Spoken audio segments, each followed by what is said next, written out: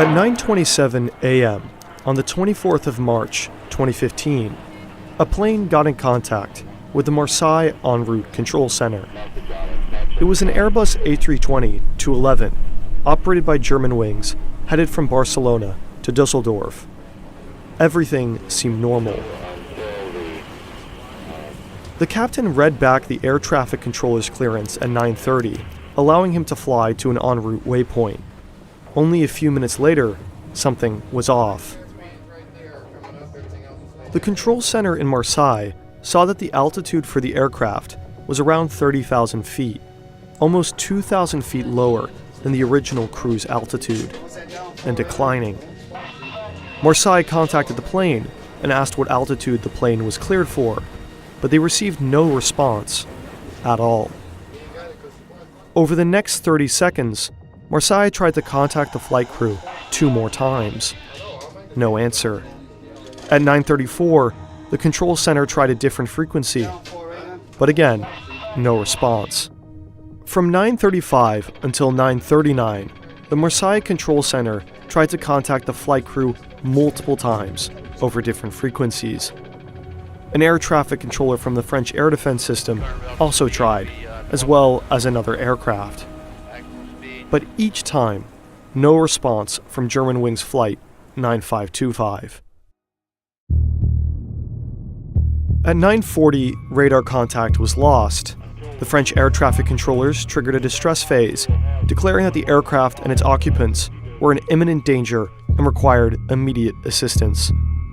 At 9:41 a.m., Flight Germanwings 9525 crashed into the side of a mountain in the Alps. What happened? The crash occurred on a remote mountain. Because there was no access by road, emergency crew had to be brought in via helicopter.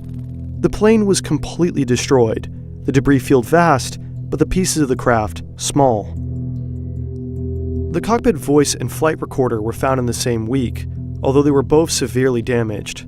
When flight investigators stitched together the data, a story of intentional action formed. The plane was hijacked, but not by terrorists. Let's go back.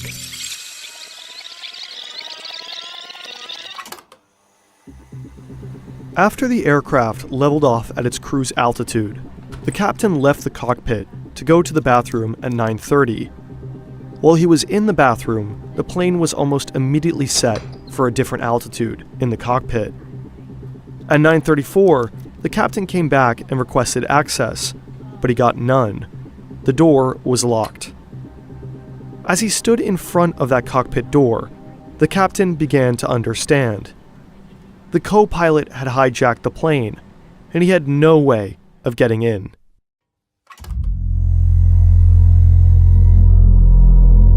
After 2001, cockpits were changed in order to protect those flying the plane from potential hijackers. To enter the cockpit, a crew member has to call the cockpit on the intercom and press the pound key on a keypad, which buzzes the cockpit. At that moment, the pilot can switch the door control from norm to unlock, and the crew member can enter. The crew is also given emergency codes, which they can use if there are concerns for those in the cockpit. In that case, the crew member will use the emergency code on the keypad, triggering a 30-second timer, and the cockpit door will open for 5 seconds.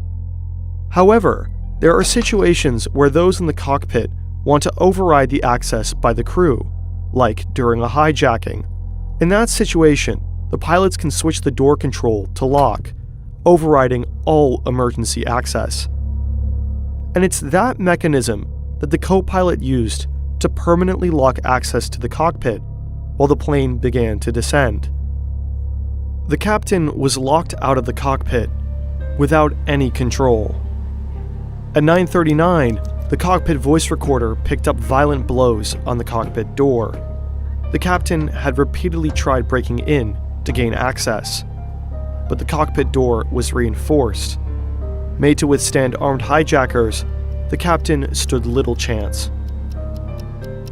In the last minutes, the passengers, crew, and captain all knew that the plane was going down. No one survived the crash. 144 passengers, 4 cabin crew, and the captain and co-pilot died. Amongst the passengers was an entire school class, returning from a field trip to Spain. The captain, Patrick Sondenheimer, was a 34-year-old father of 2. In the aftermath, his wife set up a foundation in his name, intended to help children and young people handle grief and crisis.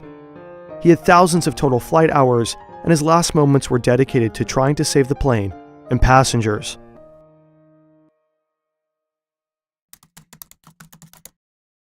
The co-pilot was 27 years old, and from a young age, he was passionate about flying. His bedroom had posters of Airbus, Boeing, and Lufthansa, and he'd become an expert glider pilot as a child. He joined Lufthansa's flight academy straight out of school, but only a few months into the program, he stopped. He was suffering from a deep depressive episode, treated with antidepressants, and spent multiple months in the care of a psychiatrist. Eventually, he received a medical recommendation declaring that he was in remission. After a few months, his student pilot license and fit-to-fly medical certificate were restored. But if he needed any more psychiatric treatment, he'd be grounded from flying. But he continued with his training until he ran into a problem. While filling out a document required by the U.S. Federal Aviation Administration to fly at an Arizona-based, Lufthansa-operated flight school, he said that he had never been diagnosed with any mental disorders. This was a lie, and he got caught. Lying on an FAA application can lead to a jail offense or the end of a flying career. But the FAA gave him a second chance. He admitted to depression and was accepted to go to Arizona. In 2013, he joined Germanwings, a low-budget airline owned by Lufthansa. And a year later, his depression returned. He thought he was going blind, visiting ophthalmologists and neurologists multiple times per week because he was seeing stars, halos, flashes of light, streaks, and flying insects. But the doctor's scans didn't find much. He was diagnosed with hypochondriacal disorder, as well as emergent psychosis from his family doctor. And that doctor urged him to go to a psychiatric clinic, but he'd do no such thing. Instead, in January of 2015, he returned to the psychiatrist that had helped him in the first place. He received psychotherapy and went on heavy antidepressants while continuing to work and fly. From February to March, he received multiple sick notes from multiple doctors. He wasn't all right, and he wanted something to change. 4 days before the crash, he turned to his computer to understand the locking mechanism on the Airbus A320 cockpit door. On his outbound flight from Dusseldorf to Barcelona, he tested the descent settings for a moment while Sondenheimer was outside the cockpit. On the return flight, he used it to bring down the plane. How could this have happened? Pilots are required to do health screenings and annual checkups, but mental health is easier overlooked than physical. Since pilots operate under an honor system, they're expected to self-evaluate their health. And this can be an issue. The co-pilot was declared unfit to work by his doctor, but he decided to just not tell his employer. But if someone like him is a risk to public safety, a doctor can break doctor-patient confidentiality and report him to authorities. So why didn't at least one of the multiple doctors who wrote multiple sick notes and declared him unfit to fly think that the co-pilot may have presented a risk for public safety? Enough of a risk that he couldn't be trusted to report himself. We don't know. The doctors may have believed the co-pilot was a risk to himself, but not to others. Being depressed does not make you a killer. Or maybe the doctors were just scared. Breaking doctor-patient confidentiality does not come without risks. It's even possible cultural factors could have played a role. Privacy and data protection are valued really highly in Germany. But trying to understand why doctor-patient confidentiality wasn't broken is a dilemma and issue best left to healthcare professionals and ethics professors. And unfortunately, we're YouTubers. so we encourage you to read more about it in these articles. Nonetheless, when you're watching this today, it's important to understand that this type of incident is incredibly unlikely. In the aftermath, the European Aviation Safety Agency proposed multiple safety regulations. Psychological screening for pilots increased, and multiple airlines adopted a two-person in the cockpit at all time rule, although Lufthansa has recently phased this out.